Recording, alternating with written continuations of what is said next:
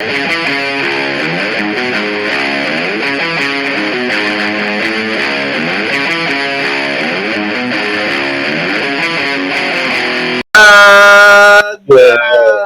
are watching the number one podcast in the whole entire YouTube community, and I'm one of your hosts, Juanzo.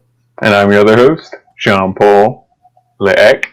Together we are Rollins. Welcome, and it's Wednesday, and you know what that means, so we have to keep saying it now. It sucks. What's up, Jean-Paul? Welcome to every single one of you. Another episode of AEW Dynamite. Show that, like, a lot of times, like, we're just like, and that's how I am looking at it. Maybe it's not 3 hours of this, but 2 hours that sometimes can be like this because, again, great talent that they have, but like what they do with it, not really convincing enough. Yeah, I mean, this show, it just, we praise it some weeks and we say, oh, this is really good. And then they do stuff like we saw in a lot of, matches tonight, just not very good. Now, some things were all right. I know you will agree with me. Some things on the show were pretty good. But, if you're just going off an overall basis, it's just the same shit. It's run-ins. It's awful refs that might as well not even be there. Your champion looks like a joke. So, just not very good presentation. Yes, exactly. And also, like, he was supposed to address the Impact, maybe audience or, like, the fact that he won the Impact belt. No mention of that whatsoever. He said, I'm only the champ. Okay. So, like, once again, I think that, like, a lot of people are saying it is like they're not really benefiting like Impact and anything, or like they're not treating Impact as an equal. So that's we're gonna talk about a little bit more depth when we get there. So thank you so very much, family, for the comments and everything that you do for the channel. Don't forget to support us for the NXT review from yesterday. Legado del Fantasma reign supreme. They won all the gold. So you see Santos Escobar and his mates. Like they just won a 6-man tag against Kushida and MSK. So they're signifying they want to win these titles. So probably they want to like solidify this group one more time. Everybody wants gold, Jean-Paul. Yeah, we also saw Bronson Reed. He was successful in beating Austin Theory. So we'll see that matchup, him versus Gargano for the North American Championship. We heard from Adam Cole. He says that whenever he wants, he's going to return to the main event title picture. So like we said, maybe him and O'Reilly in a triple threat against Karrion Kross because it seems O'Reilly's the new number one contender. So, just we'll have to wait and see where that goes. But watch our review. Check out our full thoughts. Check it out. We talk about everything I'm saying right there, Paul. So let's talk about the first match. A pretty good opening match. And, like you said, the winner doesn't bother me as much because it actually benefits this guy that, like, ever since he came to AEW, he has not had the praise or, like, the run that he actually deserved. Leaving Impact, like you will think that like he would have been like really dominant, and unfortunately for him, he's dominant on Elevation and on Dark. Nobody sees that, so therefore we don't know what the guy does, and that's Brian Cage. He went against Adam HANGMAN Page, but like a pretty good match, I will say. What did you think about it?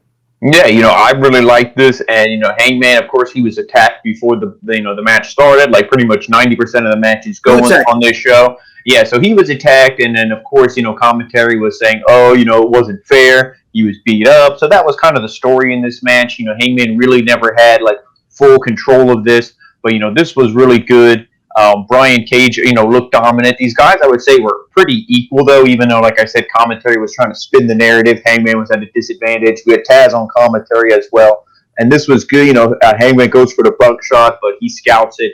And, he's able to counter that. He eventually hits the big drill claw, or whatever he calls his, finisher. Claw, yeah, and then, I thought he was, when he hits it, I was like, oh man, is he going to kick out of the drill claw here? Because I didn't think Hangman was going to lose. He's the number one contender, or ranked number one rather, in the singles division. I don't think he's had a singles loss since, he losing to Kenny Omega. So it was like, oh, but, it was a surprise. But, Brian Cage looks good. And Hangman, he beat Ricky Starks, loses to Brian Cage. So, is he going to beat up Hook next? Hopefully not. Nobody wants to see him beat up a small child. But, I don't know if this is going to be a Hangman versus Team Taz feud, or if this was just, a match and then Hangman's going to go do whatever. And this maybe elevates Brian Cage. Maybe Brian Cage, you talked about Impact a little bit. Maybe he'll go against Omega and maybe he'll win that belt, because the way Omega looks now, to me, is a joke. I think anybody could beat him. Yes, exactly. Like, when we get to Omega, like, on Impact, he looks legit. He looks the greatest thing ever. He goes to Dynamite. Well, besides all the botches. But. Yeah, but coming over here, like, you will think that like he'll be all dominant, and then when we go to that segment, he did not look good. He did not look good at all. But like at least Brian Cage, one big win. He's probably the most important win so far in AEW, Adam HANGMAN Page. So, like you said, important win. hopefully they cash in from this. This means something from Brian Cage because the guy has the talent. But remember, like John Moxley, like that loss, done. And then floundering everywhere with like Darby Allin, all that stuff, done. Even worse, yeah. So he had a greater debut, and now completely like lost. But this should be the beginning for something good for what it is.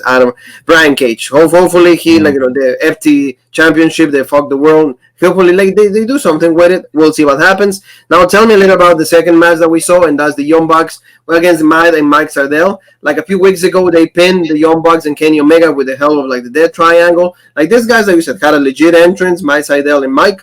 The Young Bucks, they're the Young Bucks. Like they're kind of in that heelish like personification that they want to have. They don't give a damn about what they do and all of that. Even they had that promo with Kenny Omega, the Good Brothers, and remember, we're not scared about anybody. We're not scared. And then Michael Nagasawa to like hung the horn or something, and then they just like they show that they're scared. More goofy than serious, and that's why we cannot see these guys in a legit way. And that's how you portray, that's how Impact's tag team champions look, and that's also how Impact's world champion and AEW's world champion is presented. Some suit wearing goof who is like, there's no seriousness to him. This isn't like Ric Flair coming out in the suit, I'm the world's champ, I'm the NWA champion, everything is legit, I'm going to go bang these hundreds of women, I make more money than you with my crocodile shoes. No, it's Kenny Omega sitting in the car with a bunch of his, those are the real jerk-off friends, because that's probably what they do together, sitting in that limo. And yeah, just, awful presentation for your world champ. But, this match, it actually was pretty good. The Sydals are amazing. I'd love to see them have a run as tag champs, maybe not in this company because this company sucks, but, somewhere where they can be presented legit. Not them, I'd rather have these two guys in NXT versus MSK. Send MSK back to Impact, sorry.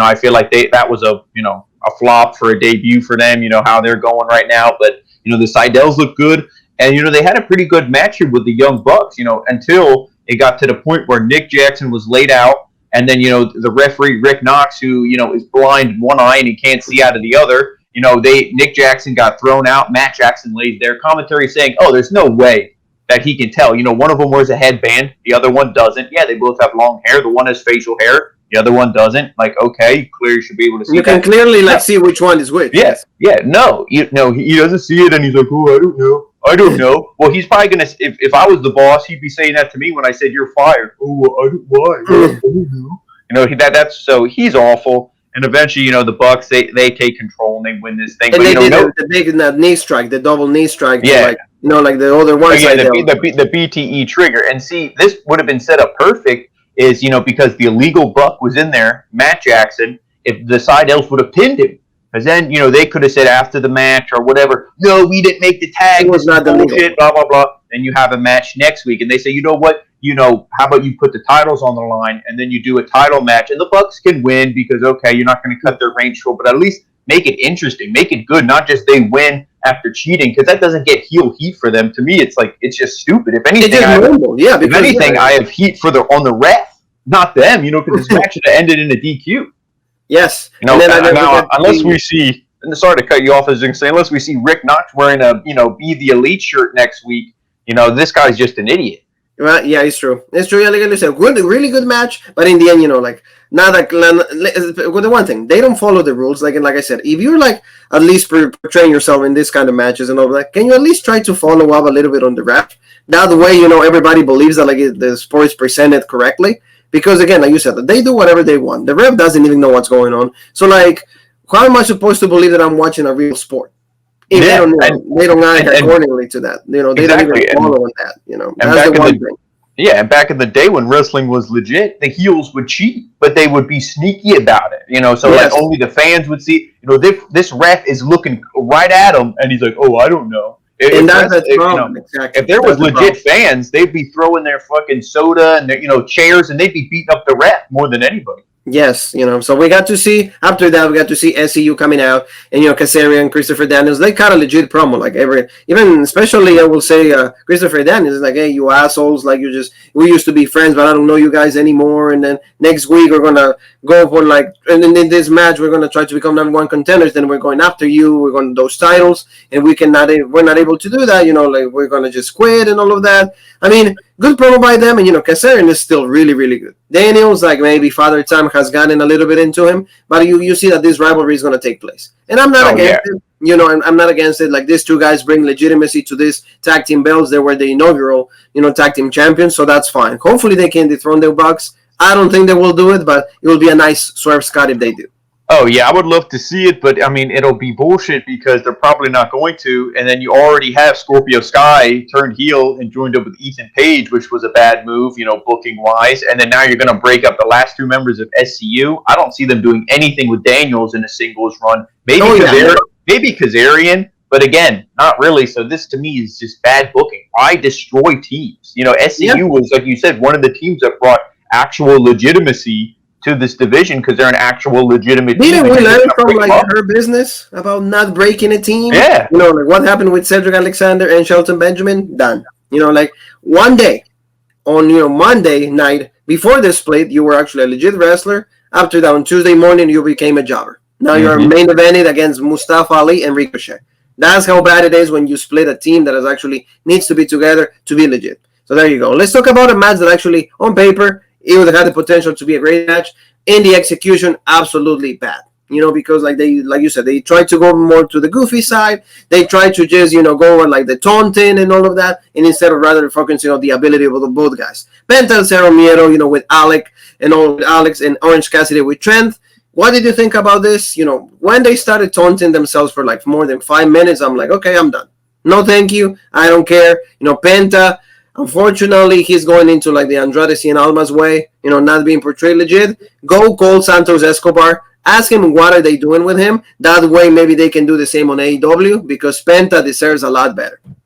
Yeah, I mean, now I don't know if the money's a lot better over here, but to me, Penta and Phoenix, like if these guys want to be portrayed legit, they need to go to a company that will respect them, like AAA, in Mexico where they actually respect these guys. Because over here, like you said, it was the taunting. Orange Cassidy goes for the hands. Penta stops it. He goes for the glove, all this stuff. He does an arm drag with his hands in his pockets. It's complete garbage that Penta even sells for this guy. I would go into business for my own. I wouldn't sell for him. I would just, legit beat him up because I'd be like, you're an asshole. You're a joke to the business.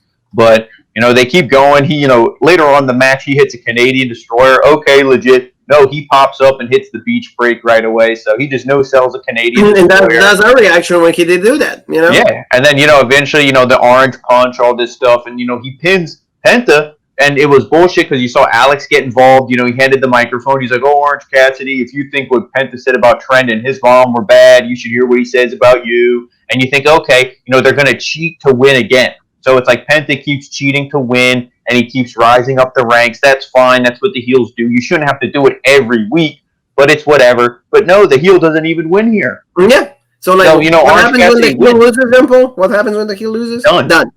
Mm-hmm. Yeah, done. I don't understand what the point of this is. Are you pushing Orange Cassidy? Are you going to do anything with him? This is pointless. At least push, Penta, because I don't think, there's any legit heels on this show. And that's what I mean. If you're going to give him a singles run, you finally split him up from Phoenix. Give him something good. Maybe challenge Darby Allin. Go for that TNT championship. Something that, I guess, instead of seeing the past 2 weeks, we saw babyface versus babyface for the TNT championship. Can we see a heel? Oh, wait, because there's no legit heels because Tony Khan is a mark, and he always books babyfaces to win every feud. No heel ever wins.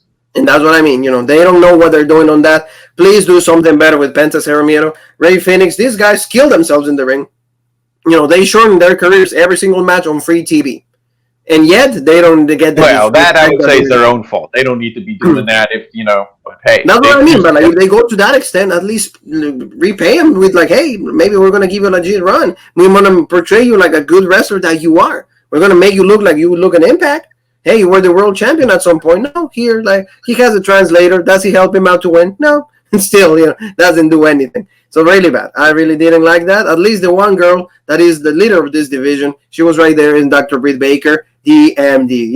Really cool, little short promo, really pretty short. Hikaru Shida, they're going to have a face-off.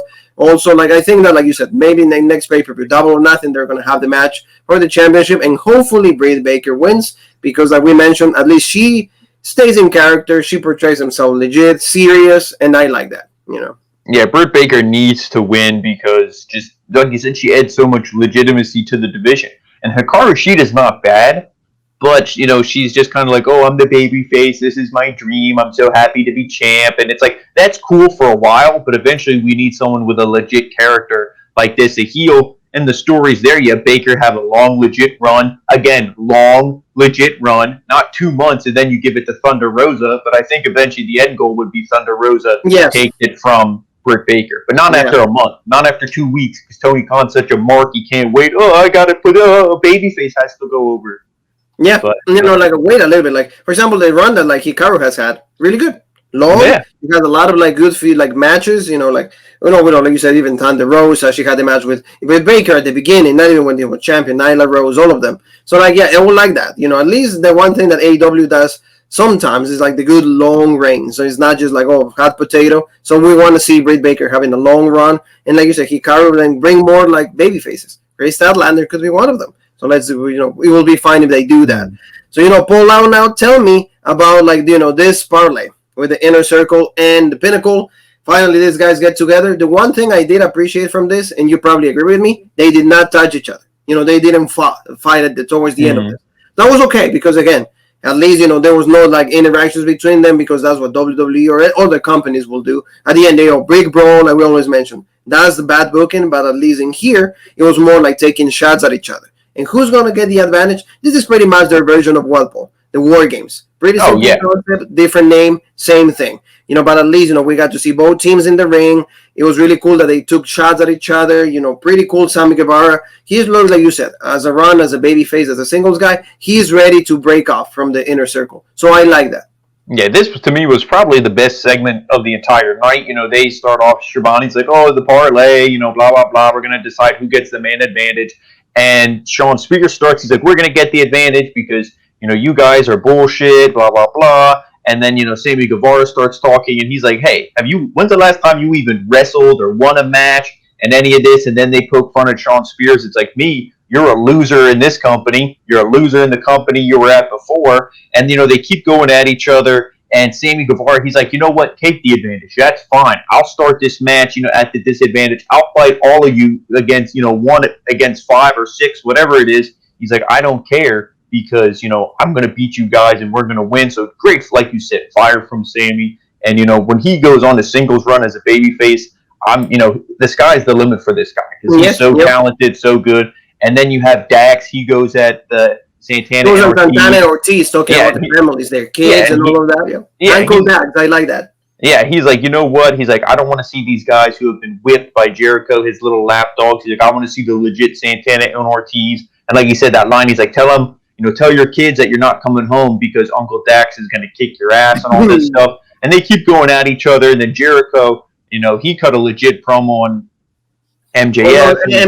On MJF. And he said, all this stuff about how he's like, you just try to leech off me and, and pretty much, just take my role and you can't, you're not ready for all this stuff. So they kept going back and forth. And I love when MJF, fired back at the end too, where he's like, you put this company on your back because you were the main guy, you were the biggest star and you failed. So you're not only failing, yourself, but you're failing everybody in this company. So really going at Jericho, and then Jericho comes back too. And I love that when, Tully Blanchard goes to talk, he's like, you don't interrupt my promo, all this stuff. And this segment was great because then at the end, Tully's kind of like, all right, boys, let's save it. Tully's old school, save it for the match. And like the Inner Circle, they didn't touch each other. We didn't do this promo justice. This was the best part of the show. Go find it on YouTube or wherever you can watch it. This was actually really good. And it makes you excited for the match if you forget all the build to it where the Inner Circle beat them up and already won. So exactly, but at least we know also, at least in the predictions, we can say that Pinnacle is going to win.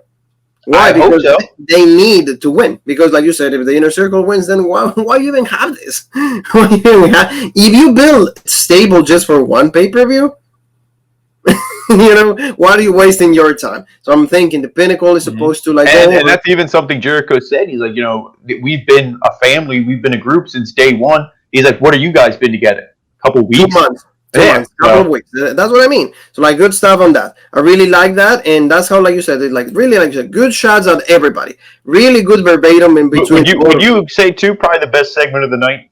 Oh yeah, probably yeah. The one thing we didn't hear from Wardlow and also Jake Hager, but is there something to hear about these guys? No, they're muscle. That's all they do. So that's fine. absolutely fine. And now let's move on to like actually hear from like the champion. This goes to like the worst segment of this, because Kenny Omega is supposed to be presented as what? He is like the the AAA Mega Champion, AEW and Impact World Champion.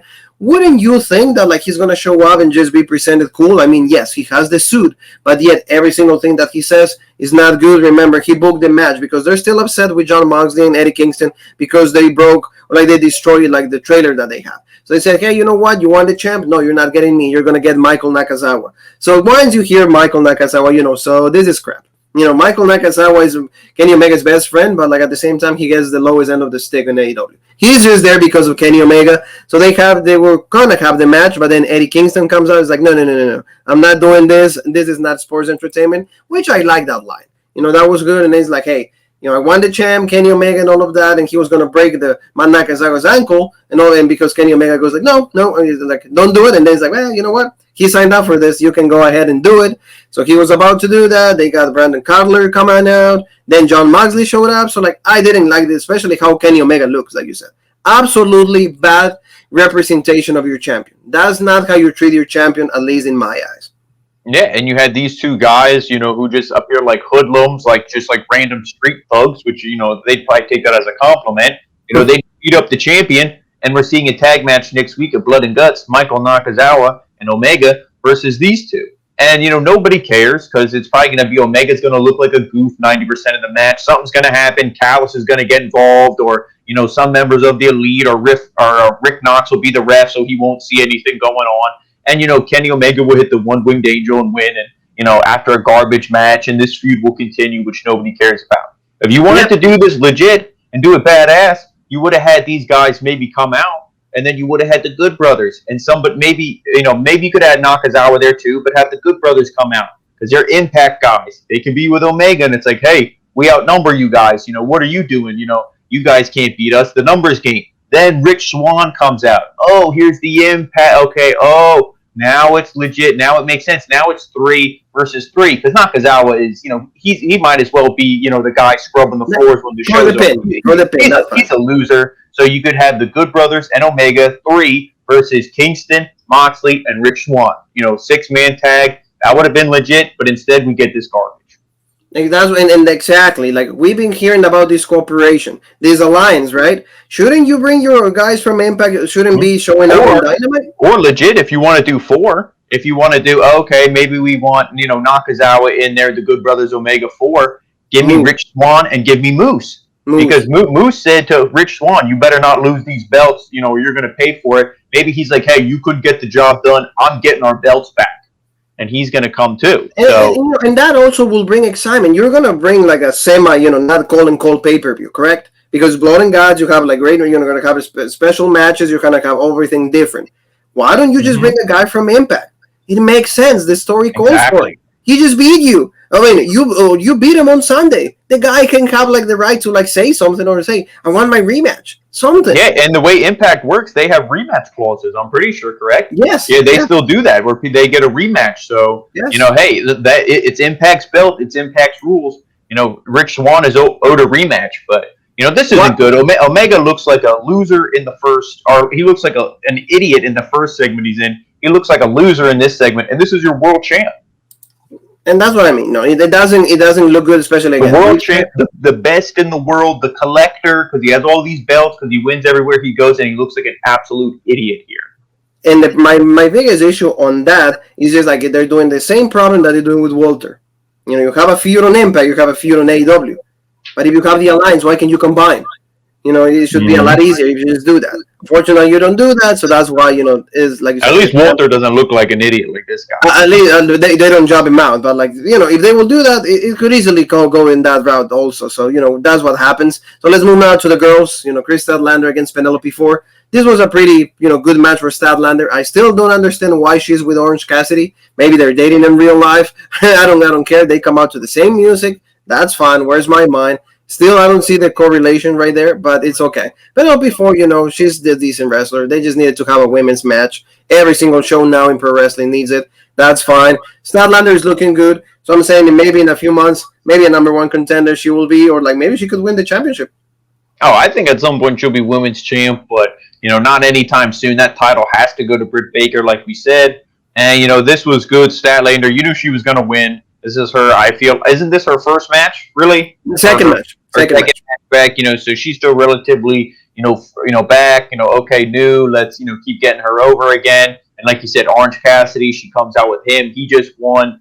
And, Penelope Ford and Kip Sabian, especially with what we saw later with Kip, I mean, these two are complete jobbed out. They're done from where they were presented on the card before, being on every segment with Miro and the wedding and all this, bullshit. But, this was what it was. Chris Statlander won, good for her. I like her. I don't think she's Big Man Theory. That's the name of the picture.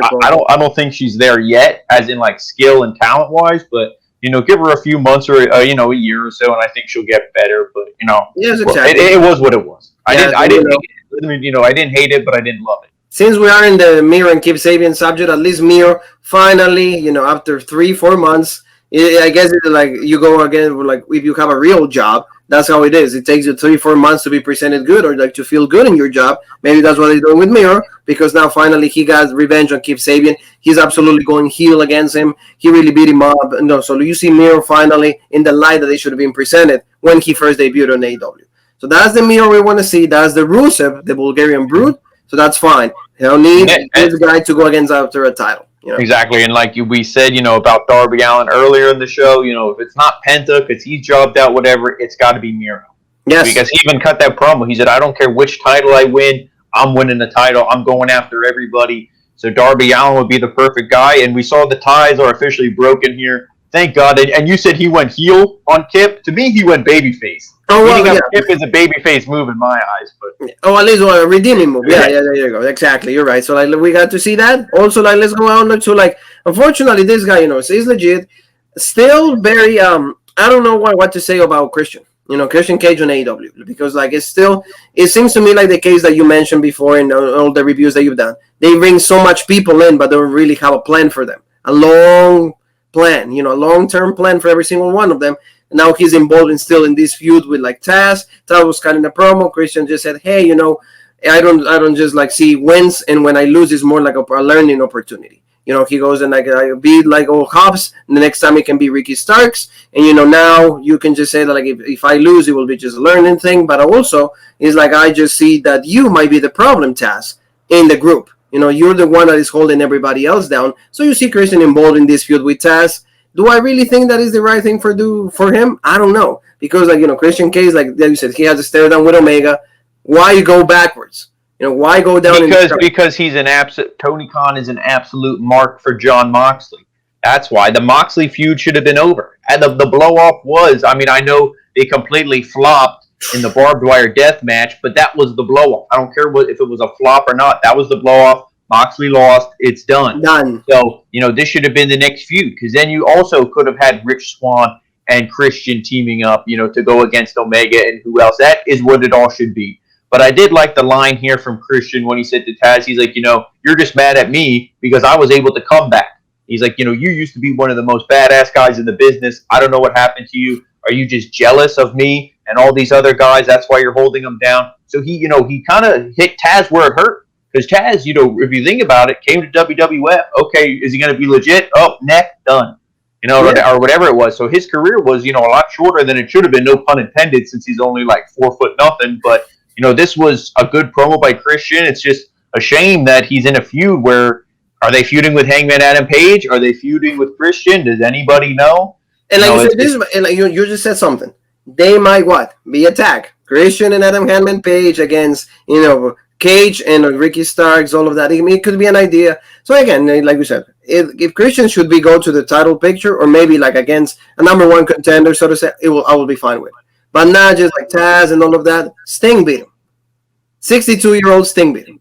That's all I gotta say. That's not really cool. I don't like that. And now tell me a little bit about this, because to me, another one that like it's not really good. And this is the part where the show is not really legit for me, and that's QT Marshall. The Factory going against the Nightmare Family. This was like, okay, they keep like promoting the Factory. Camaraderie is pretty good.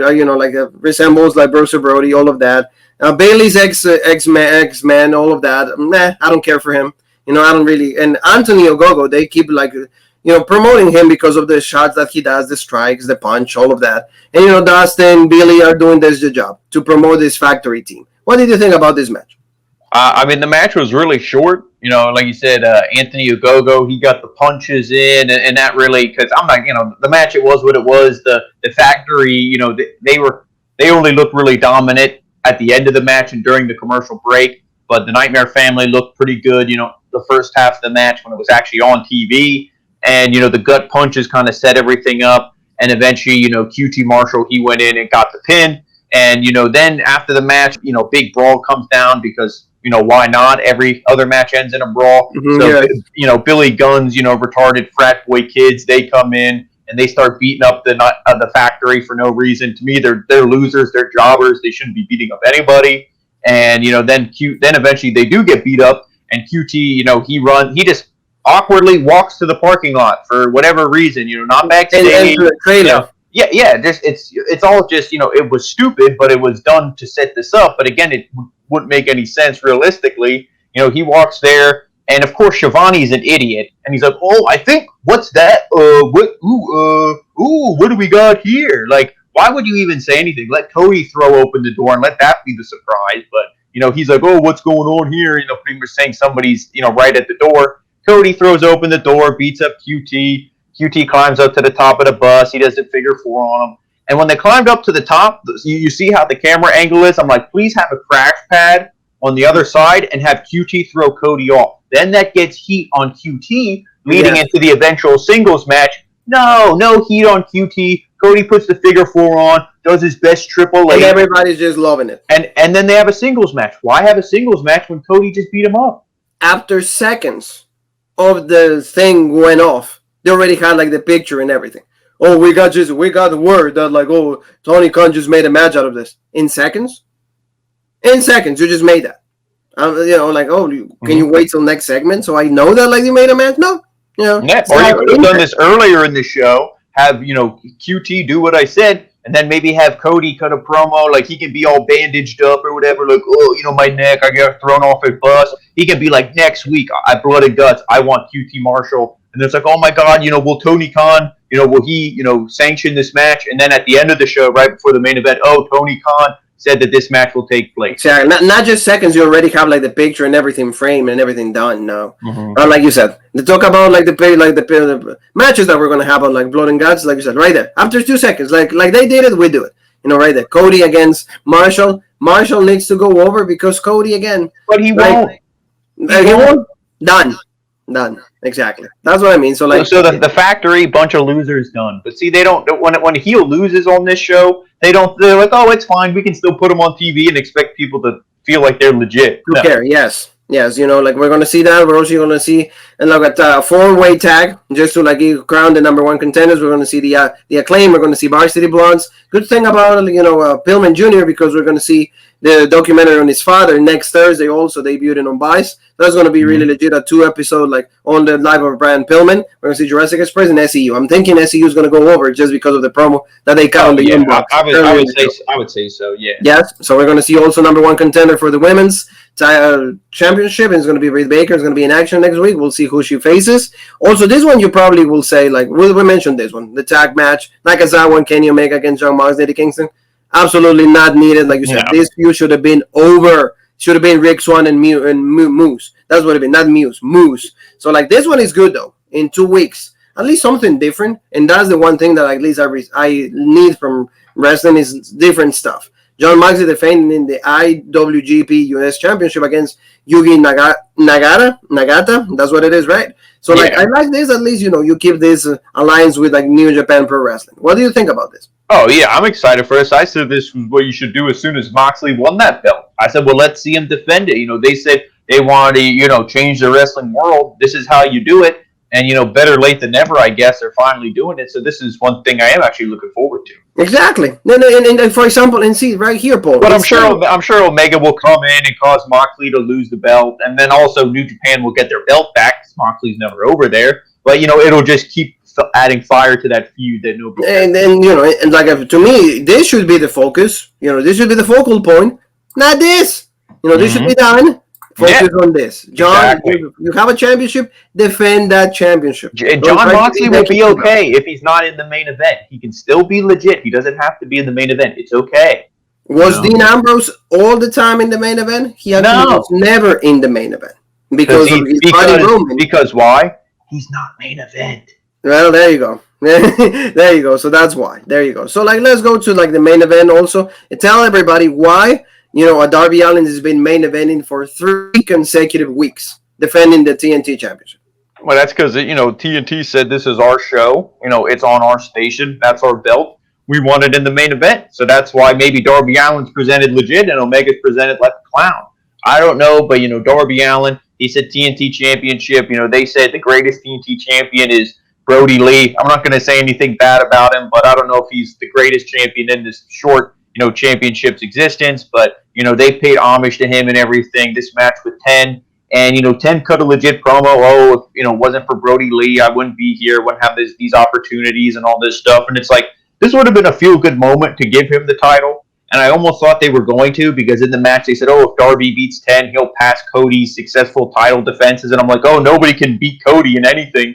So, Darby Allin's going to lose here. But that wasn't the case. This match, it was good, but I had the same complaints I had last week. Why are 2 baby faces, their groups, their whatever, their security, why are they going after each other? Yes. Why is Sting, chasing away the Dark Order when they're baby faces? And I didn't even see them getting involved or cheating or anything. Sting just walks up to them and they're like, ooh, and they get scared. It's like 3 weeks in a row, people. 3 weeks in a row, the same spots.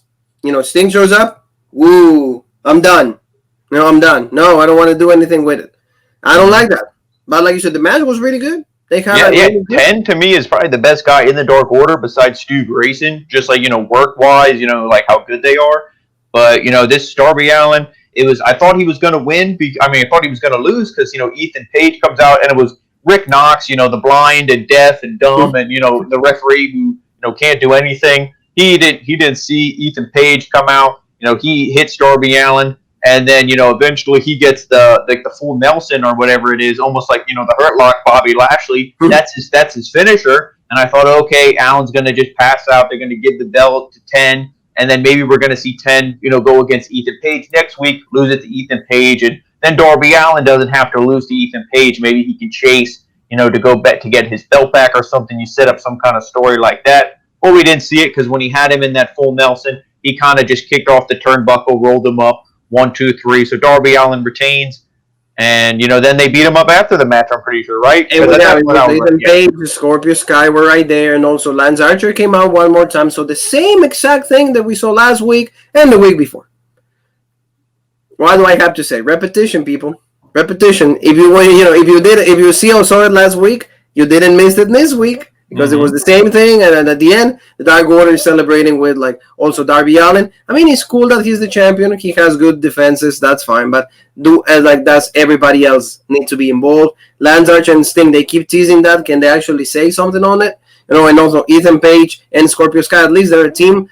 It's fine, but again, I don't know why they don't do anything with themselves as as singles competitors. Now they're together. Hopefully, one of them is not Miro. It needs to be Ethan Page that takes away the TNT Championship. It needs to be on a heel, and I will be fine with that. But that's what we have, Paul. That's the Dynamite that we have. Like you said, a little few things are good in this show, but if your champion is if McIntyre will be presented as a joke, or right now, Bobby Lashley will be presented as a joke, or Roman will be presented as a joke. Will we excited about the show? No. As much as people want to shit on WWE and they love it, they get off on it. Oh, if I say something bad about WWE, my day is made.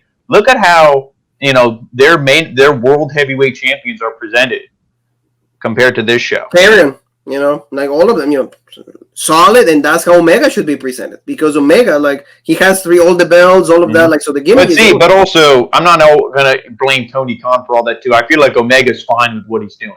Oh yeah, he probably as much as Tony Khan does. So. Yes, exactly. So family, this is what we have. Thank you so very much for being with us. Don't forget, help us subscribing. Also hit the bell for notifications and give the video a like so it goes higher in the rankings. And where else, Paul? And make sure you follow us, Rope Break on Facebook, the OG Rope Break on Twitter, Original Rope Break on Instagram, and of course right here on YouTube, the Original Rope Break. Family, tomorrow, NXT UK, an hour of the best wrestling in the world, the best brand. So that's the excitement already, right? So you and me have one more thing that is left to say, and that is...